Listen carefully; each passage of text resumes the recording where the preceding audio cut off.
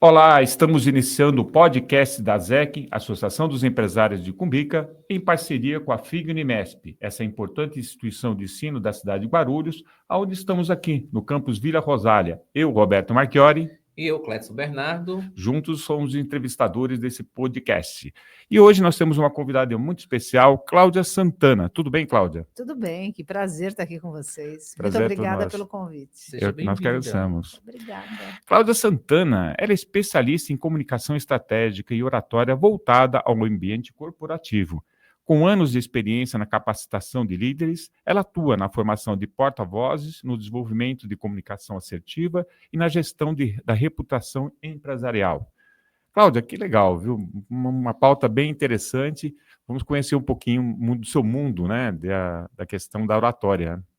Cláudia, conta no começo de tudo, como surgiu, né, as suas vocações para essa área, como você se despertou, né, para essa área? Conta um pouquinho no começo.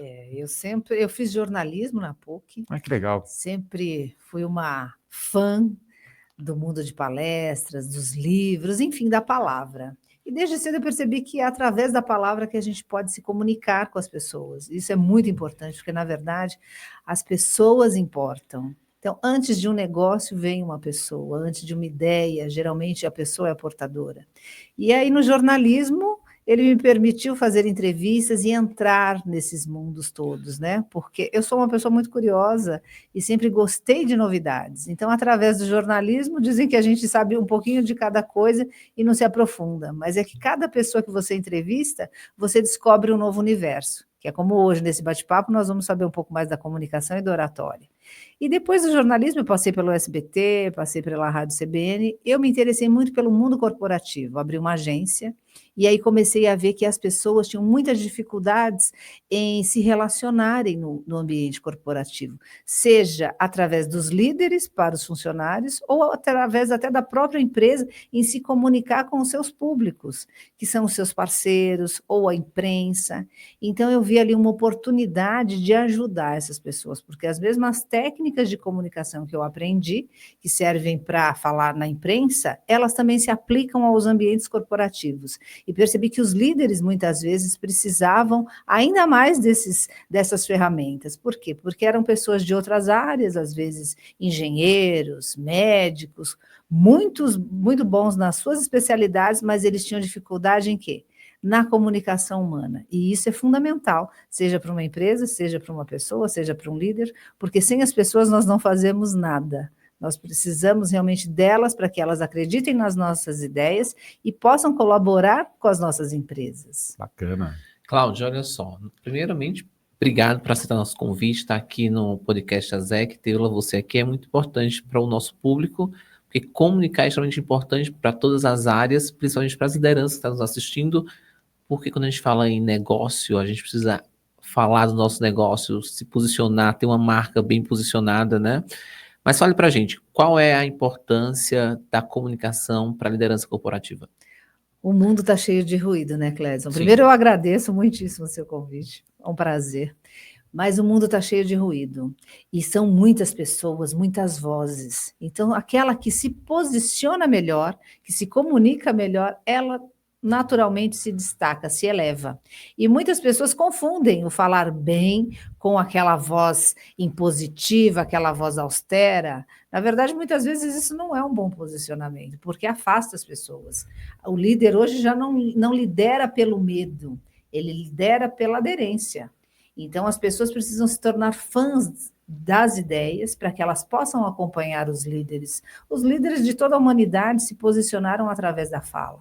O discurso é muito importante, porque é nele que nós vemos o quê? A vida da pessoa.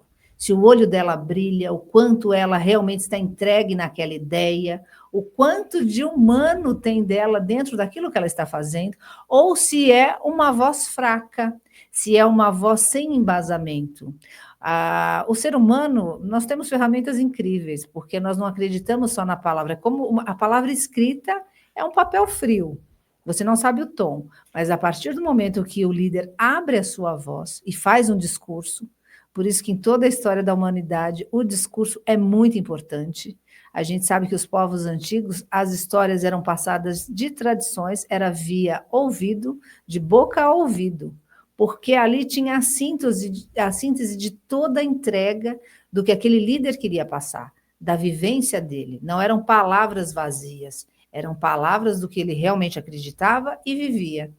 Então, hoje, no mundo da liderança, muitas vezes um memorando, um comunicado não tem efeito, porque é uma palavra fria, geralmente é o departamento de RH ou de marketing que produziu aquele discurso. Então, ali, quando o líder se posiciona para falar, é que a gente sente o quê? Todo o equipamento dele é voz, corpo e coração. Se não está o coração, parece que fica aquela fala, às vezes, bonita, decorada, mas sem alma.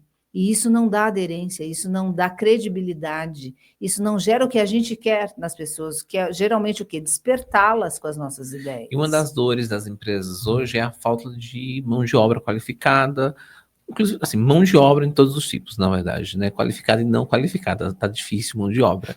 Mas o que eu percebo é que as empresas, elas estão vendendo, na verdade, né, um discurso muito bacana, até mesmo para atrair essas mão de obra, essa falta de mão de obra, né? Porque eu quero escolher uma empresa que eu trabalhe, que seja uma empresa humanizada, seja uma empresa que eu consiga explanar minhas ideias, que eu consiga ser entendido, acolhido, enfim. Então, acho que o líder ele tem esse papel de passar essa comunicação para essas pessoas, não? Muito. Você tocou num ponto muito importante, porque hoje em dia critica-se muito a geração Z, fala-se muito mal, ai, não, ninguém quer trabalhar. E, na verdade, a gente vai percebendo que esses jovens que já estão no mercado de trabalho, alguns até já têm 30 anos, já não é mais tão jovem assim, eles querem trabalhar, mas eles não querem se vender pelo dinheiro.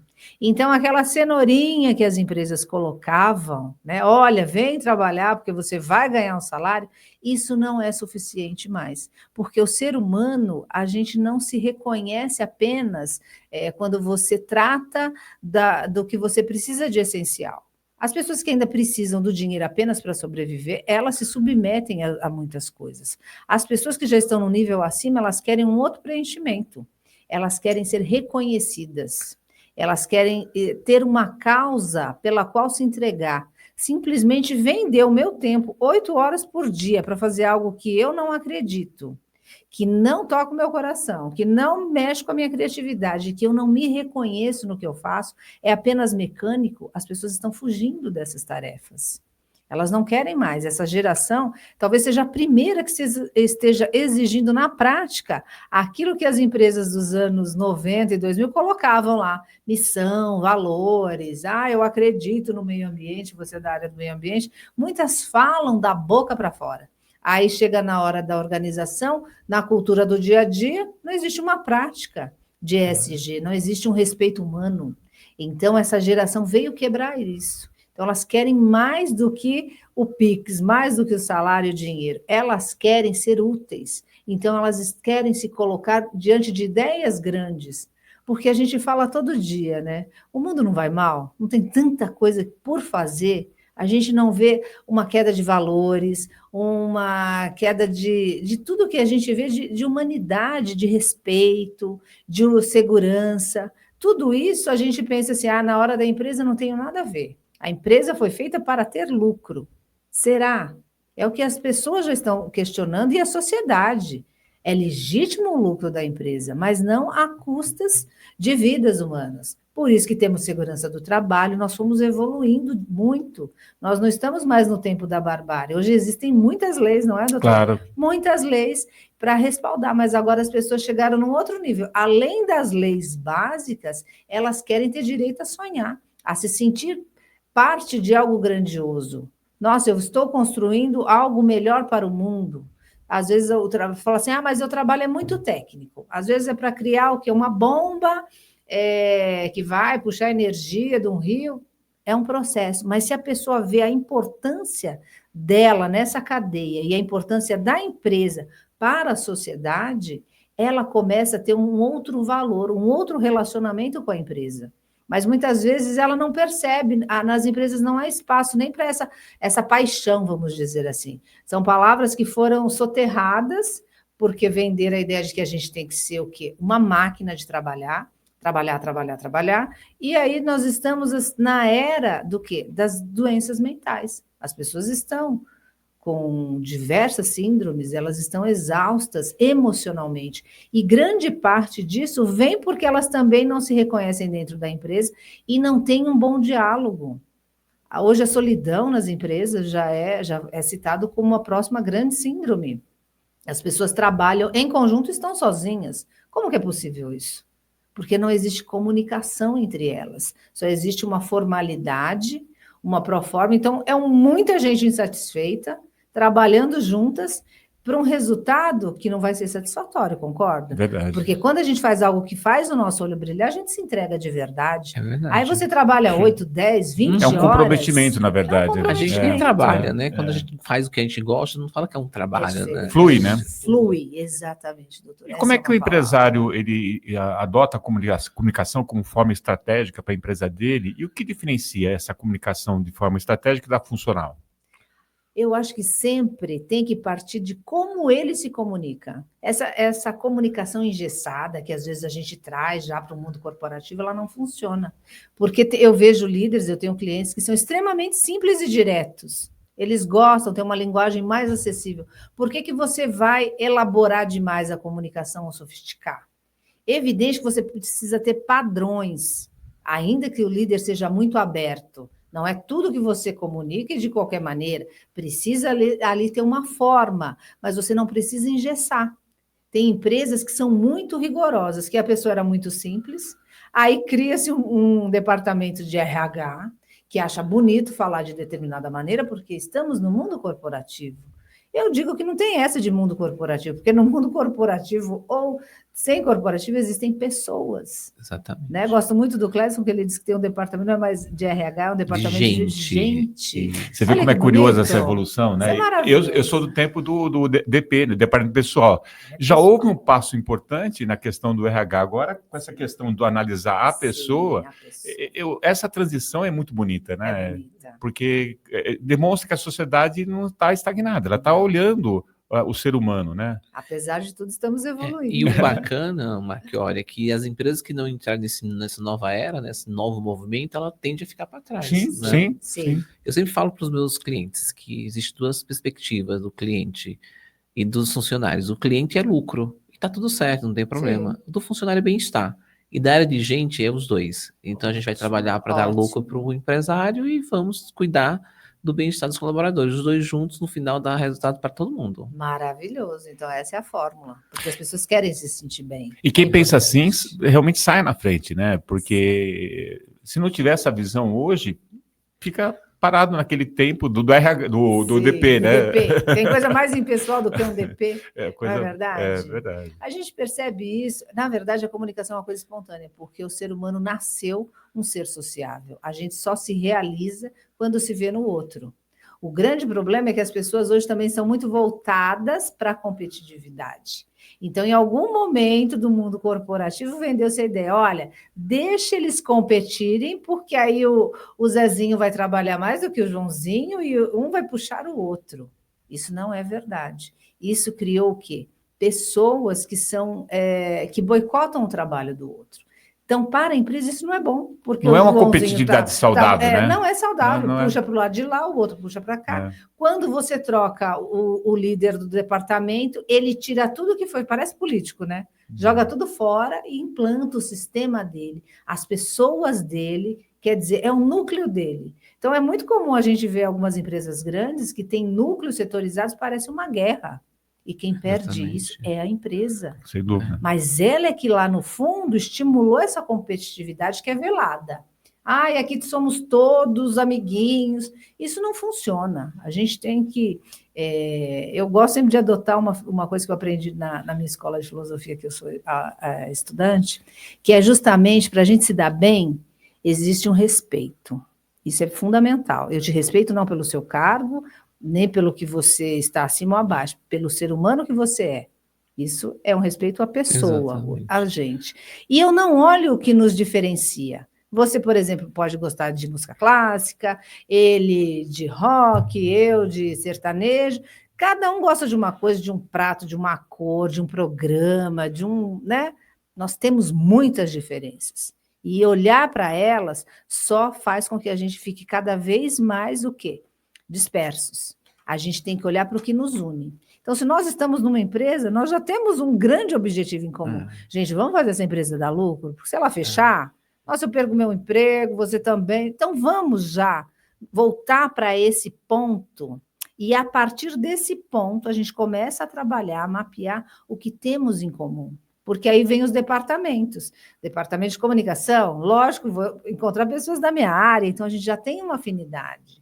Na engenharia, o departamento de pessoas. Então, a gente tem mais afinidades para olhar, desde que a gente o quê? Implante essa cultura, que a gente não fique estimulando a competição e nem a fofoca entre as pessoas. É uma coisa que é devastadora para as empresas. Né? Na verdade. A fofoca, essa mania de falar mal, de um bisbilhotar o outro, um cobrar o outro, e também essa postura de eu fiz o meu trabalho. Então, na minha área está tudo bem, mas a empresa não vende a sua área. É um sistema todo, né? É um todo. Então, a gente tem que se relacionar, e para isso a comunicação existe, e a gente precisa trabalhar. Cláudia, a gente vê por aí muitos executivos se perdendo na comunicação. Às vezes por não saber falar, às vezes por não saber falar com a imprensa, às vezes numa situação de crise, não sabe fazer a gestão correta de crise, enfim. Então a gente tem vários erros que alguns executivos cometem. Nisso, quais são os maiores erros cometidos por esses executivos que você enxerga? O problema do executivo é quando ele também acredita que basta ele trabalhar bem e que ele não deve satisfação para nenhum público, que ele não precisa se comunicar. Ele já fala diretamente com o dono ou com o cliente dele e isso basta. Não é verdade. O grande líder, ele precisa abrir-se para a necessidade da comunicação, seja com os funcionários, ele não pode delegar. As pessoas são muito importantes, não são, para as empresas? Sim. Então, ele tem que ver cada pessoa da equipe dele como dele. Não é da empresa e aí tem um departamento que fale. Ele precisa estar próximo. Ele precisa ter esse olhar mais humano. Ele também, e cada público tem a sua linguagem e a sua forma. Se acontece, por exemplo, uma crise e ele não sabe, não foi preparado por um media training para falar com a imprensa, a chance dele piorar a imagem da empresa na crise é muito grande. Até eu vejo executivos que falam e perde valor na bolsa de valor quando a empresa tem capital aberto. Perde porque não tem... A gente vê até no governo, né? Tem um ministro, né, que não fala com a imprensa, respinga em todo o governo. E isso também na empresa. Se você tem uma área afetada e aquela pessoa não está... Primeiro que a gente já pensa assim, se não quer falar, está escondendo alguma coisa. Exatamente. Não é? Então, chegou uma crise, bateu na porta da sua empresa, primeira coisa, preste atenção, trate de uma maneira muito profissional, chame os profissionais para te ajudar a superar isso. Porque existem ferramentas, existem caminhos. E se fechar, é a pior solução que você pode ter. Porque você já vai enfrentar a opinião pública. Se é um problema como, por exemplo, lá na Vale, que toda a sociedade ficou sabendo, interferiu nas comunidades, foi algo muito grave, você tem que agir com transparência, rapidez, e a comunicação é fundamental para isso. Mas olha aqui para nós, falando da Vale agora, né? Você falou da Vale, eles fizeram uma comunicação tão bacana pós os acidentes, que eu fiquei até emocionado com o que eles fizeram. Eles Esse é o poder da comunicação. Exatamente. Consegue reverter. Eles deixaram de ser aquele bandido que eu vi naquela época. Falei, nossa, como eles estão fazendo? Eu falei, calma. Aí eu lembrei que, na verdade, com certeza deve ter um profissional como você na empresa que fez toda essa estratégia de comunicação. Eles fizeram um trabalho muito bom de resgate da Exatamente. imagem, mas é o que eu digo, não podem ser palavras vazias. O primeiro princípio da comunicação, na transparência, é a ética. Você não pode ter esse telhado de vidro. Todo mundo pode errar. Eu posso cometer um erro, você... E a gente tem naturalmente, dentro de nós, a predisposição a perdoar e relevar desde que você assuma.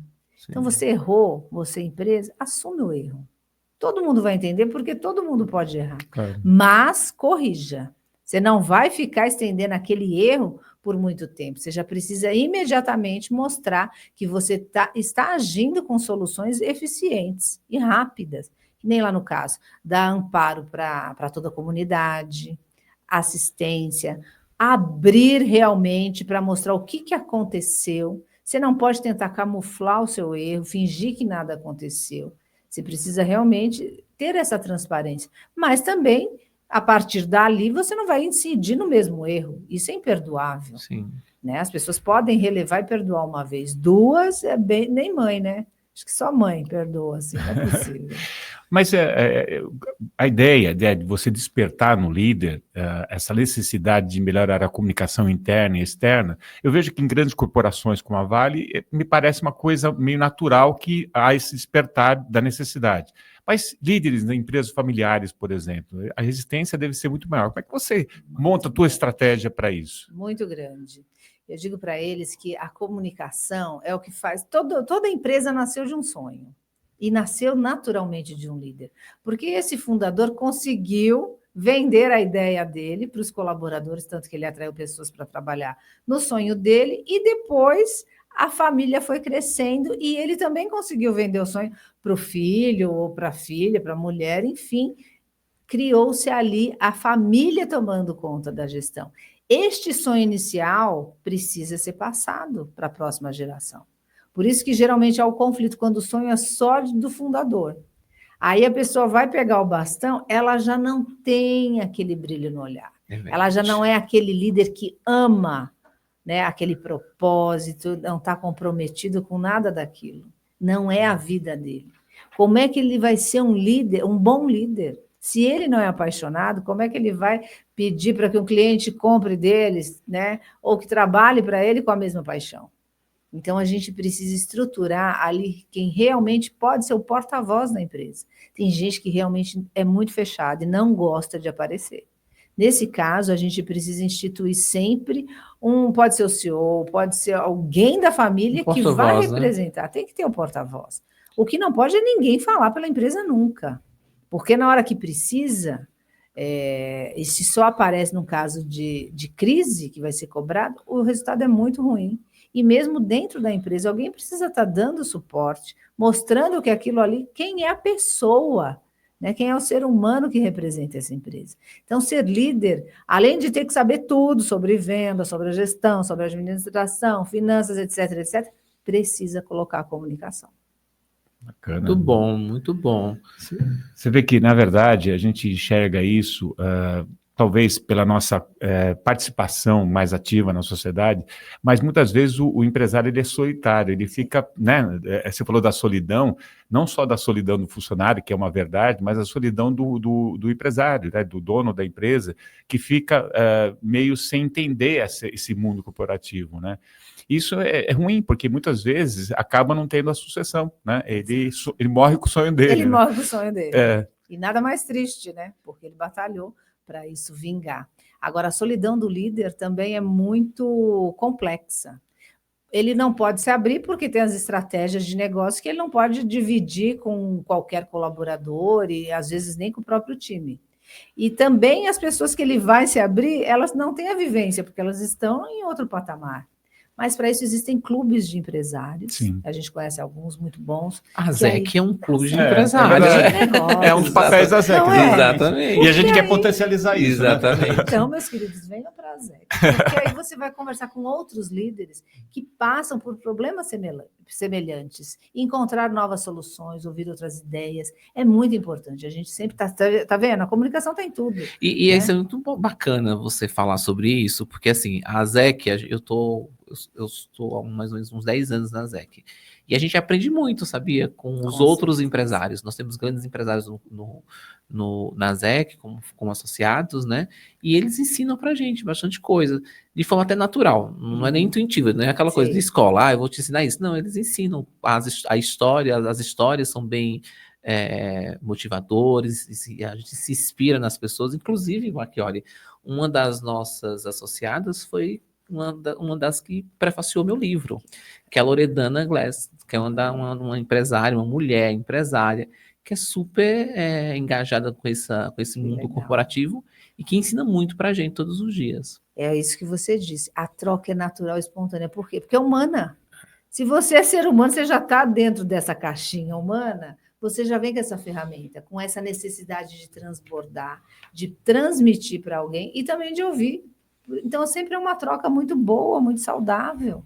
É uma necessidade natural nossa, né? Então, por trás das empresas, se a gente tratar a comunicação de uma maneira mais natural, ela acaba funcionando melhor.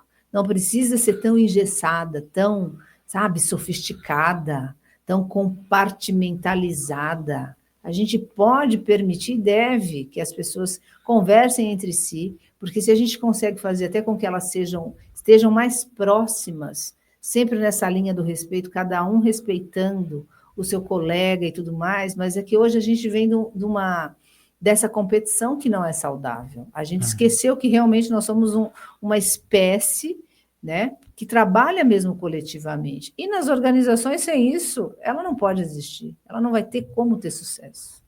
E como você organiza esses diversos discursos que há dentro da empresa, né? Porque é o discurso interno, o externo, a questão do colaborador, no caso do interno, o externo, a mídia, que muitas vezes a empresa se vale para poder divulgar o seu produto. Como é que você organiza todo esse alinhamento de discursos? Primeiro eu vou lá no coração da empresa.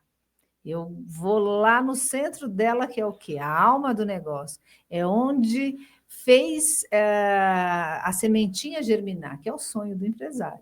Por que você criou essa empresa? É a primeira pergunta que eu entro na empresa. Porque a partir dela, você sempre vai encontrar uma história de paixão.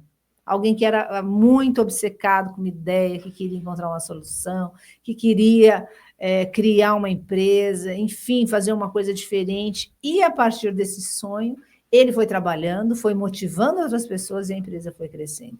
Então, é ali que estão os valores e o propósito principal da empresa.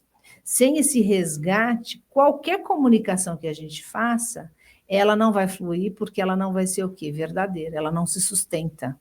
Fazer o contrário, ir lá da missão, do marketing e tudo mais, tem um mundo aspiracional. Até para nós. Nós sempre queremos ser melhores do que, na verdade, somos, né? Em todos os âmbitos. Então, faz parte, nós queremos ser e temos que tentar sempre ser melhores do ponto de vista humano, mais ético, mais solidário, mais capaz.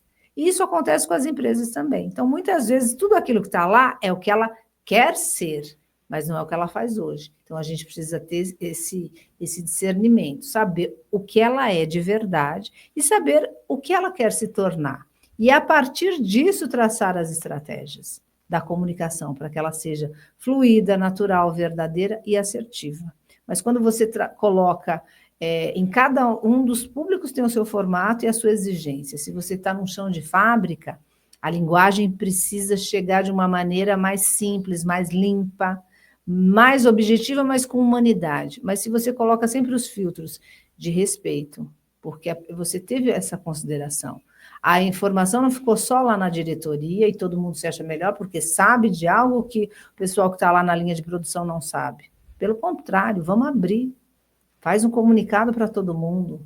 Traz sempre as pessoas. Mas nunca dá errado se você pensa no ser humano. Né, Clédio? Sim, você pensa bacana. na pessoa, não é muito diferente. Você gostaria de ser o último a saber? Não. Nunca. Nenhuma circunstância. Não, né? E aí dá problema, você quer contar comigo?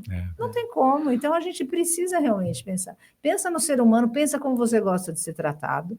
E da mesma maneira a imprensa. O jornalista está sempre atrás do quê? Dos fatos. Então, a gente precisa ter uma comunicação transparente na linguagem que ele entenda.